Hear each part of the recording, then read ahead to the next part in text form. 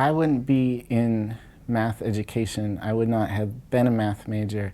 I probably wouldn't have even made it necessarily through 4 years of math in high school if it wasn't for Mrs. Allen, who was the 5th grade math teacher.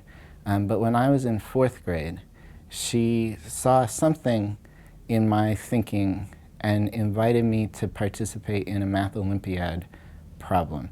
At this point in 4th grade, I was in the lower level math class because they asked me which level did I want to be in.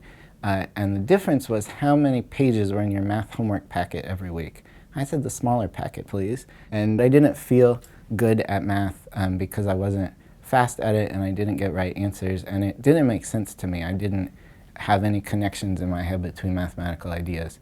But I got to try this math Olympiad, and it was 5 problems, and I think I spent the whole time the test was being given, which I would tell you was hours and hours, although it could have been half an hour, but it felt like forever.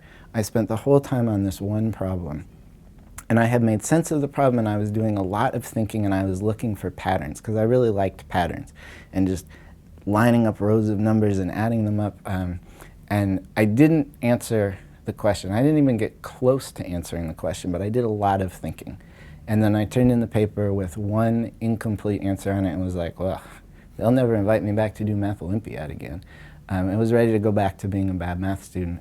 But Mrs. Allen said, you had a really good way of thinking about the problem and getting started in the problem, and I want you to come up to the overhead and show us what you thought. And this was my first time going up to the overhead in math class, and she gave me the green marker, and I came up to the overhead and I started writing in my terrible 4th grade handwriting what I had done, and everybody else in the room was listening to me and appreciating the thinking I had done. And in that moment, my idea of what I could do changed completely. My idea of what mathematics was changed completely.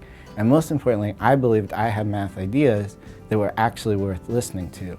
And I looked forward to doing Math Olympiad, and I looked forward in math class to telling how I solved the problem. And all that communicating and telling, which I already was good at, I love to talk, all that hooked me into the mathematics, and I could make sense of it now because I was talking about it and communicating about it and really owning it.